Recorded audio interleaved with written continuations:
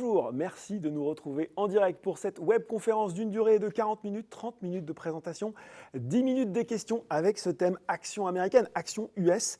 Ne misez pas tout sur la tech. Eh bien, je vais voir ce qui se cache derrière ce titre un peu mystérieux, un peu provoquant aussi avec Laurent Denis, directeur des investissements chez Oddo BHF Asset Management. Bonjour Laurent. Bonjour Laurent. Il va falloir que tu tiennes la promesse du titre un petit peu quand même. Hein. On va en parler Laurent. Bon, on va déjà peut-être commencer par la situation économique. On s'est parlé en début d'année sur le plateau de Boursorama, on fait les prévisions d'Oddo BHF pour l'année et on était sur un scénario plutôt optimiste, une croissance bien partagée, qui reste robuste, des résultats d'entreprises qui sont au rendez-vous, la tech comme driver principal. Ça, c'était en janvier.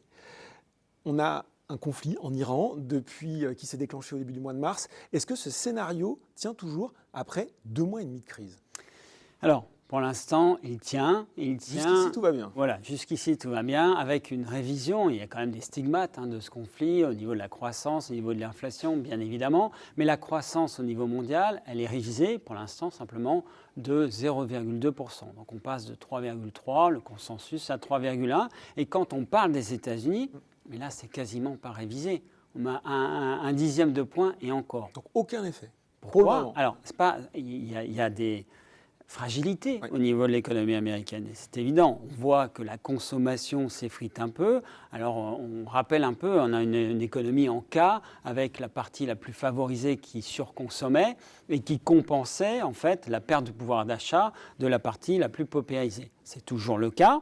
Mais on voit quand même un effritement qui est en train de se mettre en place. Comment on observe ça ? On voit que les transactions de cartes de crédit sont en train de diminuer. Bref, il y a un petit peu une perte de vigueur qui est liée à cette perte de confiance finalement liée au conflit et la hausse en fait du prix du gasoil, notamment du gallon, qui a passé les $4, qui impacte globalement la confiance. Mais en face de ça, on a la tech.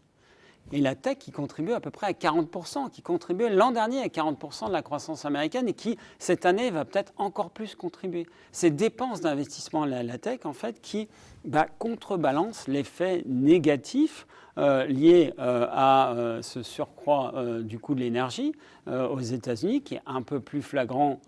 Pourquoi ? Parce qu'il n'y a pas de taxes qui font un coussin et qui font que, aujourd'hui, en fait, on a peu d'influence de ce conflit. Et qui, pour l'instant, ne sont pas révisées, Laurent ? C'est-à-dire qu'elles restent Alors, aussi bien évidemment, il faut mettre un bémol par rapport à cette analyse, c'est combien de temps ça va durer.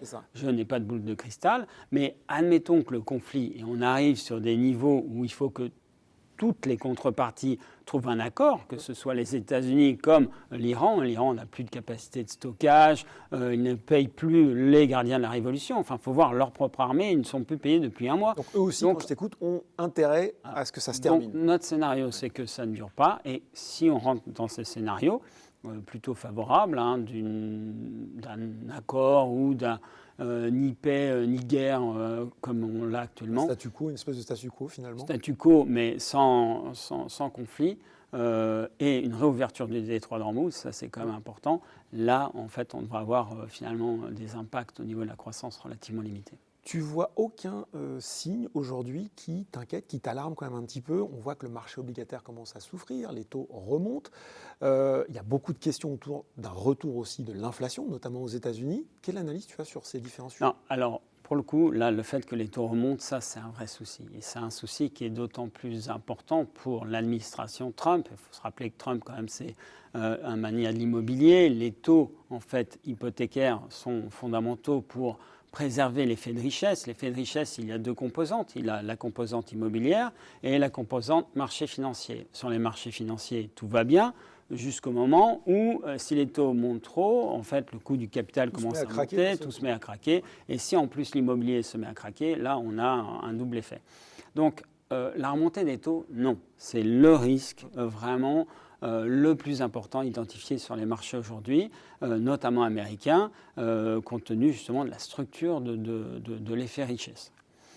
Mais on arrive à des niveaux qui font que ce sont quasiment des niveaux d'alerte et qui vont peut-être précipiter cet accord. En fait, on est dans cette dualité entre on arrive sur des niveaux où il faut trouver un accord. Rappelons-nous quand même qu'il y a les élections aussi de midterm pour M. Trump.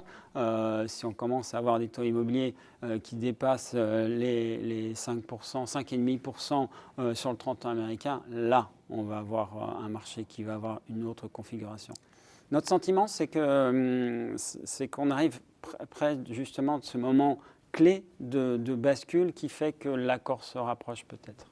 L'autre signal qu'on a vu aussi fin d'année dernière, début de cette année, c'est des signes de faiblesse au niveau du crédit privé, notamment aux États-Unis. Alors certains sont même allés comparer ça jusqu'à une potentielle crise des subprimes. Je pense que depuis, on a un petit peu relativisé ce risque-là. Mais qu'est-ce que ça montre aussi pour toi? Est-ce que c'est quand même quelque chose qu'il faut surveiller à court terme? Oui, il faut le surveiller et il ne faut pas le négliger. Il y a des effets de levier même qui sont un peu cachés, des phénomènes de financement hors bilan, notamment même sur la tech, qu'il faut observer. Pour autant, si on regarde le crédit privé avec des faits, combien ça représente en termes de pourcentage du PIB, à peu près 2%. Et puis si on compare la taille en fait, du marché du crédit privé, c'est 1 500 milliards de dollars aujourd'hui, au marché des loans, donc des prêts hypothécaires, là on parle de 12 000 milliards. Donc en fait, il faut quand même, c'est pas un risque systémique. Voilà. Bon. Disons-le très simplement. On a des signaux d'alerte à ce niveau-là. Il y a eu des demandes de remboursement qui n'ont pas été complètement honorées et qui posent problème sur la liquidité, etc. Le financement des éditeurs de logiciels qui est à risque aussi. On va y revenir voilà, parce que c'est directement dans notre sujet. Ouais. Exactement, mais qui inquiète un peu. Mais c'est normal, il y a du stress qui monte, mais il n'est pas systémique. Bon, un stress qui n'est pas systémique, en tout cas un risque qui n'est pas systémique, une hypothèse de croissance qui reste pour le moment à peine écornée, et au niveau des entreprises, puisqu'on a eu pas mal de publications du premier trimestre, une assez emblématique, une publication trimestrielle, celle de Nvidia hier soir, on peut dire, là pour le coup, sans trop de crainte, que les résultats restent très bien orientés. Ah mais les résultats, la séquence de résultats qu'on vient de vivre est stratosphérique. Ouais. On attendait 12%, on a 16%, mais quand on regarde les résultats de la tech, en fait là, on est vraiment sur une autre dimension. Et on a du mal à comprendre ce qui se passe, puisqu'on n'est pas dans des accroissements. On est dans des référentiels qui sont complètement nouveaux. Quand on voit en fait des chiffres d'affaires qui montent de 80%, des EBITDA ou des revenus, enfin des résultats qui montent de 200% pour certaines valeurs, mais on sort du linéaire, même de la compréhension, je dirais, historique qu'on avait du comportement des sociétés, leur capacité à s'adapter même à des marchés de croissance. Là, on est dans de la surcroissance qu'on n'a jamais vécue. On est dans un phénomène de disruption sur la tech qui est vraiment incroyable et qui, même au niveau historique, n'a jamais été vu. On a des territoires vraiment absolument inconnus qu'on est en train de découvrir avec les semi-conducteurs, avec toute l'infrastructure IA, qui nous portent vers des croissances qui, pour l'instant, sont stupéfiantes. C'est ce qui explique aujourd'hui, finalement, je ne vais même pas parler de résistance, je vais parler de résilience des marchés dans le contexte un peu agité qu'on traverse. C'est vraiment ça? C'est-à-dire que, finalement...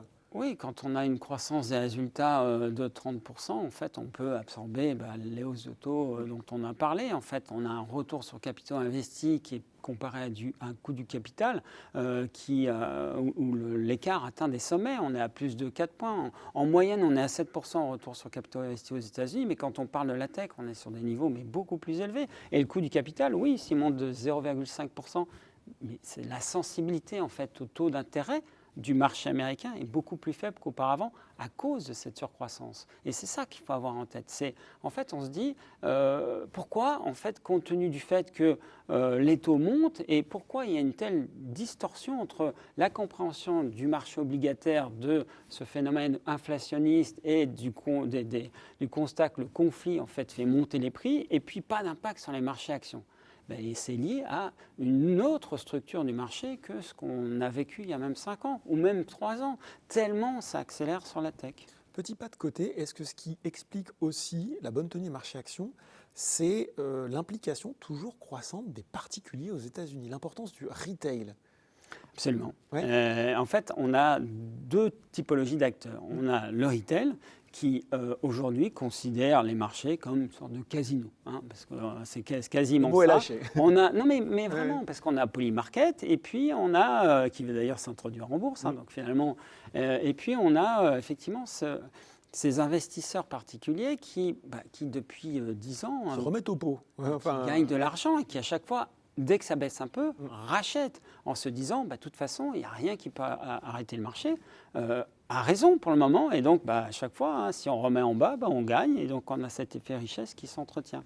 Donc oui, il y a un petit effet casino, et puis il y a l'autre typologie de la population, que sont les hedge funds, les fonds spéculatifs, qui étaient les stars des années 90 et qui redeviennent les stars aujourd'hui. Pourquoi ? Parce qu'on a beaucoup d'incertitudes, beaucoup de volatilité. Back to the 90s en fait. C'est back to the 90s, et ça tombe bien, on voit ça au niveau musique, et on voit ça aussi sur les marchés.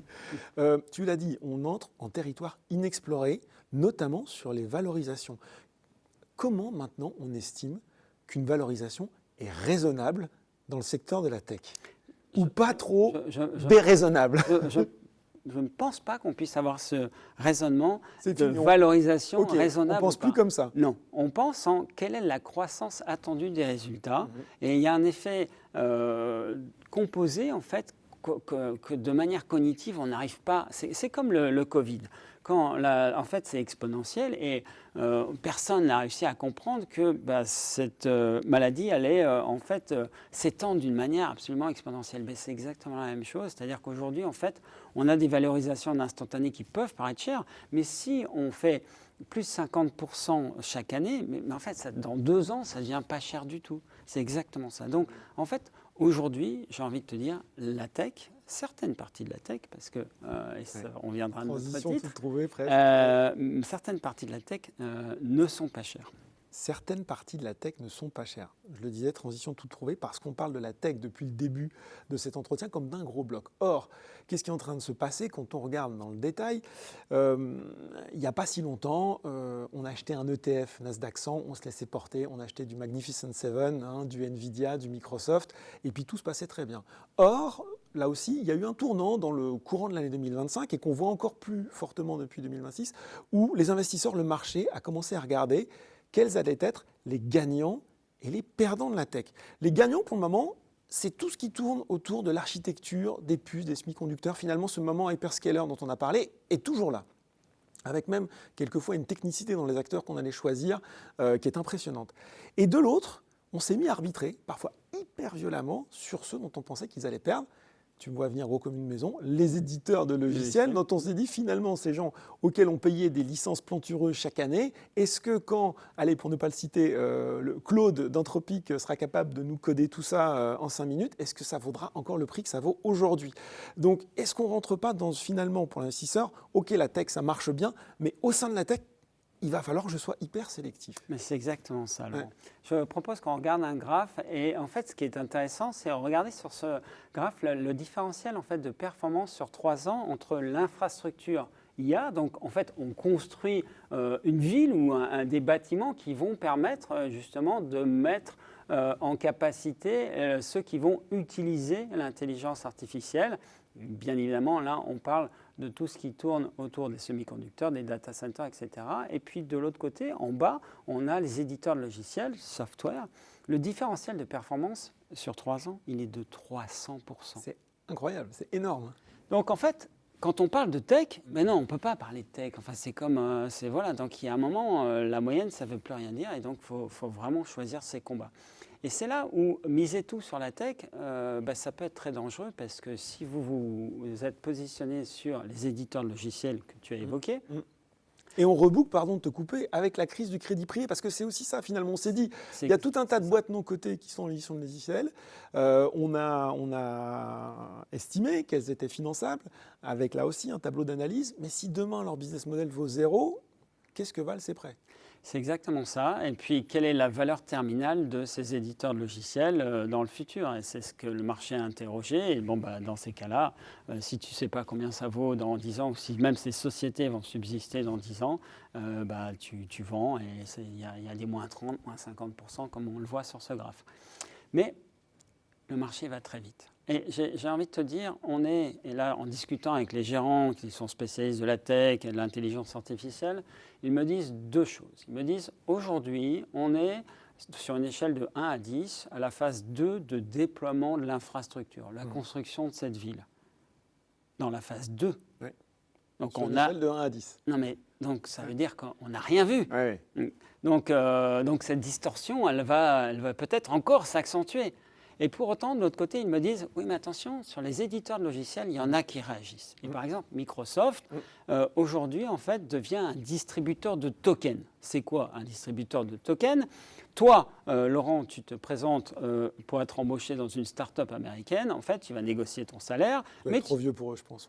Peut-être, mais admettons, faisons l'hypothèse. Tu vas négocier, en fait, un nombre de tokens, un nombre de... une capacité en fait de calcul, d'inférence sur des modèles d'intelligence artificielle qui va te faire gagner en productivité. Et par rapport à ton voisin qui aura moins de tokens, tu auras beaucoup plus de temps libre parce que tu vas aller beaucoup plus vite. Et donc en fait, la rémunération, elle est aussi au travers de cette capacité de calcul. Que fait Microsoft? Il intègre en fait un distributeur de tokens dans son Microsoft Office 365 et donc toi tu vas te retrouver avec une capacité à utiliser ces modèles pour gagner en productivité mais qui va être monétisé, qui commence par être monétisé par Microsoft. Quand je t'écoute, ça fera partie du package salarial presque. Mais ça va faire partie du package salarial et puis ça va faire partie du package offert par Microsoft à l'ensemble des entreprises. Si tu es limité dans ton nombre de tokens, tu vas être limité dans ta capacité à utiliser l'IA, ces agents IA et donc ta productivité. Et tu vois que, en fait, Microsoft reprend un peu la main. Alors, je ne dis pas qu'il faut favoriser les softwares, mais il va falloir là aussi être très différenciant. Donc, ceux qui vont s'en sortir, puis je vais sortir un nom, mais Duolingo ou des éditeurs de logiciels d'apprentissage des langues. Voilà, ceux-là, en fait, on peut quand même se poser la question si même dans un an, ils vont encore exister. Ça nous ramène. Ça peut aller très très vite dans un sens comme dans l'autre, et donc oui, il faut être différenciant, il faut diversifier, et on verra comment on peut peut-être le faire tout à l'heure. Oui, je voudrais juste qu'on termine là-dessus avec l'idée de la disruption, justement. Quand je t'écoute, c'est vrai qu'on avait parlé de ces différentes vagues de l'IA. Comme tu dis, la construction de la ville, vague 1, et puis après, les sociétés qui allaient pouvoir finalement l'habiter, cette ville, et se servir des solutions IA pour augmenter leur productivité. Aujourd'hui, toi, c'est ça que tu nous dis, c'est-à-dire qu'il va falloir guetter ceux qui sont capables d'intégrer ces solutions et de faire progresser leur modèle avec ça. Est-ce que tu vois quand même pas un risque déflationniste de l'IA sur certains business models? Bien sûr, mais c'est pour ça que nous, on est plutôt positif sur les marchés, franchement.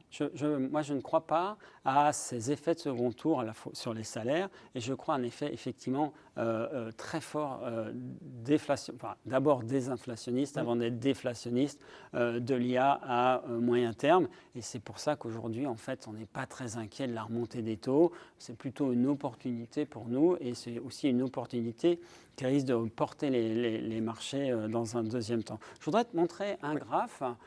C'est un peu ce qui s'est passé avant l'éclatement de la bulle sur le Nasdaq, en fait, et on a essayé de reproduire le comportement du marché. Et vous voyez la ligne bleu foncé, c'est le moment où on est aujourd'hui. D'accord. Bon, donc on a fortement performé depuis 3 ans. Et tu te dis, je vais sortir du train, je fais déjà des très beaux profits. Oui, mais si tu sors du train aujourd'hui, tu vois ce que tu rates, c'est peut-être l'accélération. Et en fait, il y a dans ces moments-là, qui sont des moments de tendance, en fait, où on a une tendance qui accélère, on a aussi des valorisations qui exagèrent, qui accélèrent. Mais il faut être capable de rentrer dans ce type de tendance. Et le graphe de droite, c'est l'utilisation effective de l'intelligence artificielle aujourd'hui en rouge. Et en théorique, c'est en bleu. Okay. Quand je te parlais d'une échelle de 1 à 10, mais on parlait d'infrastructure, mais c'est sur l'ensemble des thématiques, l'ensemble même de ceux qui vont habiter la ville, où pour l'instant, on est au niveau 0. Donc en fait, on est dans une dimension de création de valeur, de gain de productivité, effectivement, qui peut être inconnue. Et pas du tout comparable à Internet. Et donc, c'est extraordinaire comme période, mais vraiment extraordinaire. Si j'ai envie d'être un peu provoque, je peux dire, écoutez, monsieur Denis, c'est fabuleux, tout ça, ça m'a l'air très compliqué. Moi, je vais prendre un petit ETF S&P 500, et puis je vais me laisser porté par cette magnifique tendance qui s'annonce devant nous? Alors, c'est une excellente idée. Ah, merci. C'est une excellente idée. Pourquoi? Parce qu'effectivement, c'est très compliqué d'aller chercher les vainqueurs de la tech et il y a de la disruption. Et donc, effectivement, être un gérant actif et pas diversifié, c'est prendre un très gros risque. Et on peut se retrouver à moins 30 sur du software des éditeurs en s'étant trompé. Mais il y a mieux que ça, Laurent. Ah. Parce qu'en fait, on peut essayer d'optimiser ce positionnement sur des indices un peu plus diversifiés par une stratégie quantitative et l'exploitation d'une anomalie. Et cette anomalie de marché, en fait, c'est ce qu'on appelle l'effet momentum. Le fait, c'est quoi l'effet momentum? C'est le fait que les valeurs qui ont le plus performé ont tendance à continuer à surperformer. Et réciproquement, celles qui ont sous-performé ont tendance à sous-performer. Et ça, c'est lié à quoi? C'est lié en fait à des biais cognitifs, ton biais d'attention, ton excès de confiance, ta volonté de... L'effet moutonnier aussi, des fois. L'effet moutonnier. Oui, ça monte, allez, on y va. Exactement. Le fait d'avoir peur de manquer, ce qu'on appelle le FOMO. Fear of missing out. Voilà, c'est ça. Donc, il fait que en fait, tu regardes et puis tu dis, mince, je suis peut-être en... Tous ces biais, en fait, ça peut être arbitré par cet effet momentum. Et c'est ça qui est intéressant. C'est hyper technique, ça. Comment tu... Non, c'est pas. En fait, comment pas tu l'identifies et comment tu en tires parti? En fait, tu l'identies avec la notion de prix. Est-ce que telle valeur a monté? Tu vas regarder si la tendance de long terme est toujours intacte. Tu vas regarder, les tendances de long terme qui sont affirmées. Donc, tu vas regarder sur 5 ans. Tu vas regarder à court terme si c'est toujours intact. Et puis, tu vas regarder la volatilité. Comment bouge l'action? Si elle bouge beaucoup, tu vas te dire, finalement, cette tendance-là, elle est peut-être un peu plus faible qu'une volatilité, un risque en fait qui est plus faible. Où là, tu es quasi certain que ça risque de continuer, puisqu'il y a derrière des fondamentaux. Mais tu ne t'occupes pas des fondamentaux, puisque tu vas juste essayer d'exploiter ce facteur momentum. Et après, ça passe par de la construction de portefeuille. Juste sur ce graphe, vous montrez que cette anomalie, en fait, elle fonctionne. Elle surperforme, c'est la ligne verte. Et ça, sur 40 ans, on a une continuité des performances. Tu peux nous dire ce que c'est justement cette ligne verte sur MSCI USA Value, c'est ça? Oui, c'est ça. Donc ça, c'est l'équivalent du marché américain avec des indices MSCI et on le décompose en fait en différents facteurs. Alors, il y a des facteurs value, c'est donc les valeurs des côtés, les valeurs de croissance qui offrent de la surcroissance en termes de capacité à créer de la valeur dans les bénéfices par action. Qualité, c'est des sociétés qui ont de la croissance, mais aussi qui sont peu endettées, qui s'autofinancent la plupart du temps. Et momentum étant la ligne verte qui bat tous les autres. Et la manière d'appréhender un petit peu... Comment tu fais ta sélection à partir de ce grand principe théorique? Donc c'est ça. Donc tu vas chercher ces sociétés qui surperforment sur du long terme. Tu vas ajuster pour voir si la tendance de court terme est toujours intacte, comme je le disais. Tu préfères les sociétés à faible volatilité. Donc tu as un classement des sociétés qui composent le S&P. Et puis ensuite, tu vas optimiser ton portefeuille. Ça veut dire quoi? Ça veut dire que tu vas construire un portefeuille où tu vas mettre des contraintes en termes de secteur. Parce que sinon, tu pourras avoir que de la tech. Parce que là, tu prends... Et c'est là où tu minimises les risques, puisque tu vas diversifier en fonction des secteurs. Et tu vas en fait construire un portefeuille qui a un fort momentum, mais qui va quand même se rapprocher de ton indice de référence, de ton ETF. Et justement... Mais qui va battre ton ETF. Et ça, c'est intéressant. Exactement. Et en fait, je ne sais pas si on a la perf. Non, on n'a pas la perf là, mais je vais en parler à l'oral. Mais en gros, on a une stratégie qu'on pilote depuis 20 ans et qui surperforme le S&P de 1,5% par an avec un risque relativement limité, puisqu'on a une sensibilité par rapport au benchmark, donc au S&P, de 1. Ça veut dire quand ça monte de 1%, en gros, on monte à peu près de 1%. Et puis, on limite le risque de déviation par rapport à cet indice. Ça, c'est technique, ça s'appelle la tracking error. On la diminue de manière justement à ce qu'on ne casse pas l'essence même de l'indice ou de l'ETF qui est de répliquer un indice. Justement, on n'en a pas parlé. On va aller jusqu'au bout de cette promesse. Ne misez pas tout sur la tech, mais quand même beaucoup sur la tech parce que ça reste des performances incroyables. On retrouve une surexposition sur la tech par essence. Et par essence. Et qu'est-ce que tu aimes en dehors de la tech. Alors, quel secteur aux États-Unis présente pour toi des qualités qui sont peut-être justement sous-estimées par les investisseurs actuels? Je pense qu'il y a tout l'écosystème autour de la tech, notamment l'électrification. Donc ça, c'est les services, voilà, les services aux collectivités, ce qu'on appelle les utilities. Tu vas avoir ensuite des segments qui vont bénéficier de la tech. Les banques qui sont en train vraiment d'appréhender, on peut en parler, on a une banque, d'appréhender l'IA au travers des agents, les compagnies d'assurance, ça va être la même chose. Aux États-Unis, tu n'as pas une problématique sociale, parce que c'est ce qu'on vit en Europe, c'est que tu sais que ça va marcher, mais à côté, tu as quand même une population, et t'en fais quoi de cette population? Aux États-Unis, ils ne s'embarrassent pas de ça. HSBC, en fait, licencie 37 000 personnes dans le monde. Tu vois que ça va aller beaucoup plus vite, donc il y a le secteur des banques, et puis après, en fait, ça va se disséminer au sein des secteurs. La santé va en bénéficier. Tu vois, c'est quelque part, l'ensemble des secteurs va habiter la ville, mais il faut d'abord construire l'infrastructure. Tu as mentionné quelque chose d'extrêmement intéressant, c'est les plans sociaux. Ça nous ramène un petit peu à ton scénario de dire, est-ce que finalement cette révolution IA, elle ne va pas avoir aussi un coût en termes d'acceptabilité sociale qui peut ralentir considérablement le mouvement?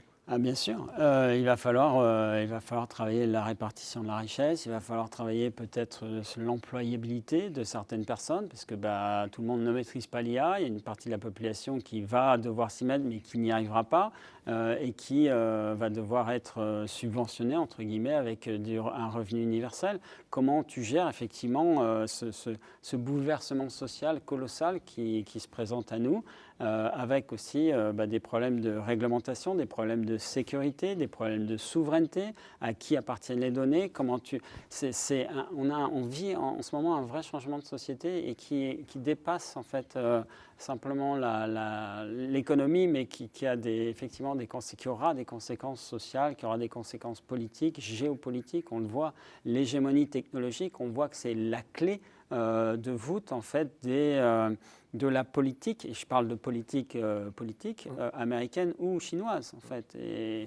Et forcément, en termes d'allocation, en termes de gestion, tu dois appréhender aussi des facteurs qui étaient moins prégnants que ces facteurs géopolitiques qu'auparavant. Donc on est dans un monde où il faut évoluer avec le fait que le stock picking, la sélection d'actions n'est peut-être plus suffisante pour générer de la valeur. Et c'est aussi pour ça qu'il faut diversifier, c'est aussi pour ça qu'il faut aller chercher...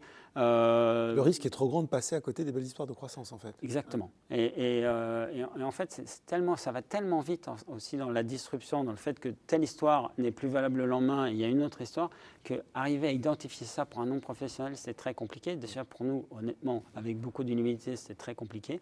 Donc après, on peut se faire aider par des stratégies un petit peu comme ça qui offrent une capacité à accompagner le mouvement.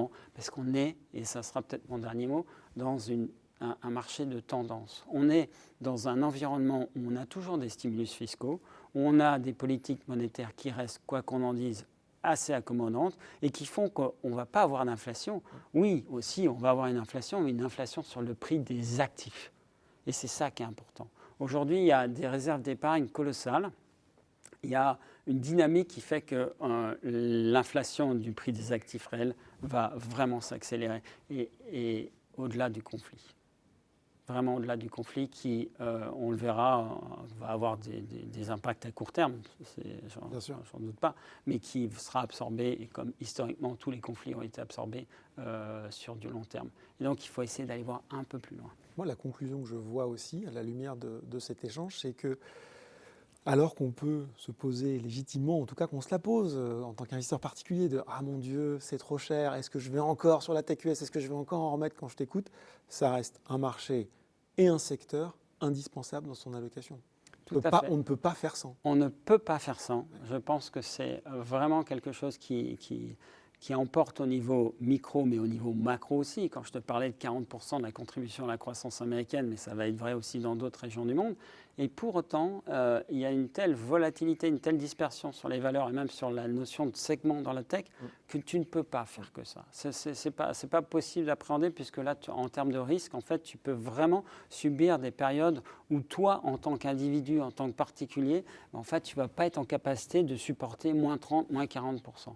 Et donc, il faut essayer d'éviter ça. Alors, tu peux prendre des petits paris sur des valeurs, ça te fait plaisir d'acheter du Nvidia, super. Mais à côté de ça, il faut construire des portefeuilles un peu plus robustes et ce type de stratégie permet de le faire. Bon, merci beaucoup pour ces explications, Laurent, très éclairantes. Je pense qu'on peut prendre les questions qui sont tombées pendant cet entretien.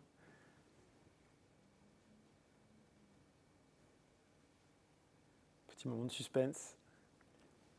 Alors, ça charge, ne vous inquiétez pas. Comment interprétez-vous l'absence de réaction positive aux excellents résultats de Nvidia, une fatigue des investisseurs par rapport à la tech, des attentes trop élevées? Bah oui, quand on surdélivre, on surattend aussi. Mais en fait, c'est ça. En fait, aujourd'hui, je dirais que le consensus était déjà au-delà des 70% attendus. On attendait 80, tout le monde s'attendait à 80, on n'est pas très loin. Donc finalement, il n'y a pas de surprise. La même chose au niveau des résultats nets. Donc finalement, le consensus s'attend à ce que Nvidia batte le consensus. Nvidia bat le consensus, mais finalement, ça devient la norme. Et donc aujourd'hui, mais attention, hein, c'est juste une pause. Mais, juste remettons l'église au milieu du village, j'ai presque envie de dire. Regardons la croissance des résultats et la capacité à maintenir des marges opérationnelles absolument stratosphériques.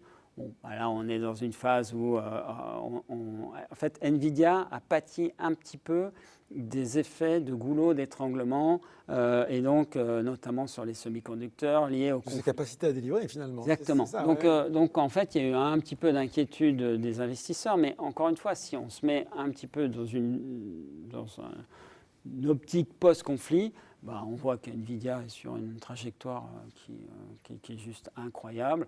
Après, il y a des interrogations sur les financements un petit peu triangulaires, circulaires, qui à terme pourront poser problème. Pour l'instant, on n'en est pas là. Donc j'ai envie de dire oui, il y a une pause, mais en fait, il faut avoir du Nvidia dans les portefeuilles. Pas de question là-dessus.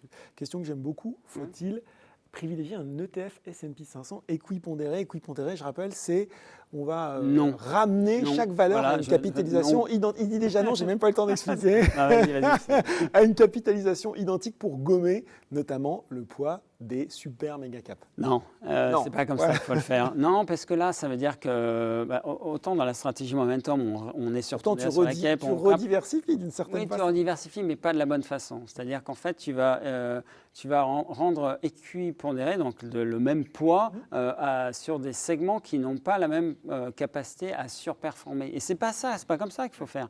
Il faut le faire de manière en adressant le risque, mais il faut quand même être surpondéré sur de la tech. Et donc ça, il faut le faire avec des stratégies un peu plus sophistiquées que du equal weight. Je ne crois pas. Je crois toujours à la polarisation des marchés dans un environnement comme ça. Il faut la capter, mais il faut l'encadrer. Voilà.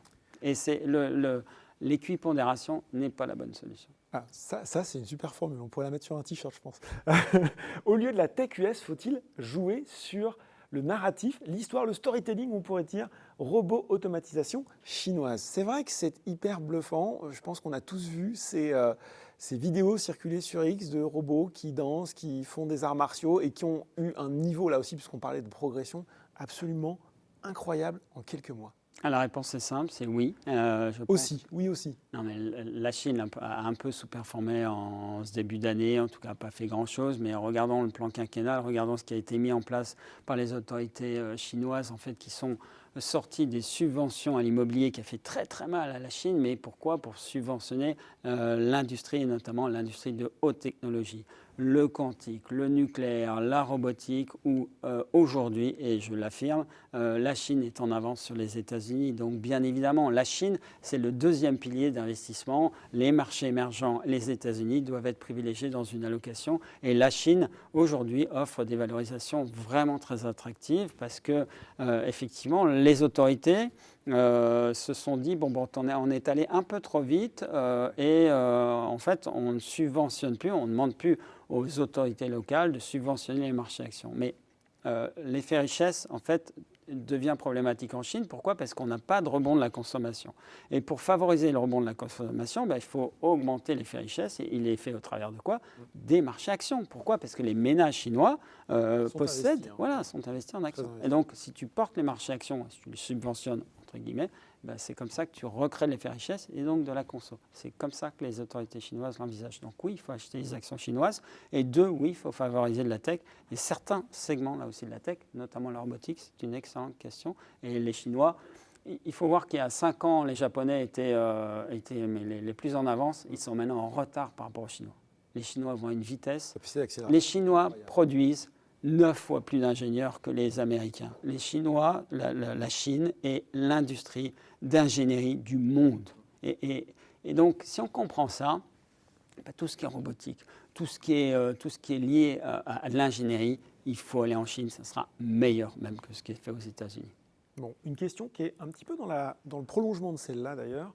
Faut-il mieux un fonds global AI ou un fonds sur la technologie américaine? Donc global AI, je pense que la personne qui nous regarde englobe tout ce qui se fait bien en matière d'intelligence artificielle, que ce soit justement sur la Chine, sur les émergents, etc. Je pense qu'il faut les deux. Ouais. Je pense qu'il faut les deux. La tech, là, il y a vraiment un momentum, mais il faut des gens, pas de la tech équipournée, comme il faut vraiment les choisir, ses paris, notamment l'infrastructure, ça fait toujours du sens. Et après, tu as une deuxième optique, ça c'est une optique moyen terme, et puis tu as mais beaucoup plus volatile, et tu as une optique un peu plus long terme où tu te dis, il faut aussi, on a construit les bâtiments, et après, on va en fait remplir la ville ou les bâtiments, et en fait, les secteurs, en fait, cette création de valeur, elle va se diffuser dans les secteurs. Ça va être monétisé dans les secteurs. Et c'est ce que joue un fonds Global AI. Il va le jouer avec une vision un peu plus long terme, avec un peu moins de volatilité, avec un peu moins de risque sur la tech, parce que vraiment, tu peux te faire mal. Et donc oui, je dirais qu'il faut faire les deux. Et j'ai presque envie de dire qu'aujourd'hui, compte tenu de la volatilité et de l'incertitude du marché, je ferais un peu plus de Global AI et un peu moins de tech dans une allocation diversifiée. Intéressant. On va voir si on a encore des questions. Non, je pense qu'on a répondu à l'essentiel des interrogations que cet entretien avait suscité. Merci Laurent. Merci Laurent. De nous avoir expliqué les perspectives de ce marché. Merci à vous qui nous avez suivis. Un replay sera disponible très bientôt sur cet échange sur les actions américaines. Merci beaucoup et très bonne journée. Au revoir.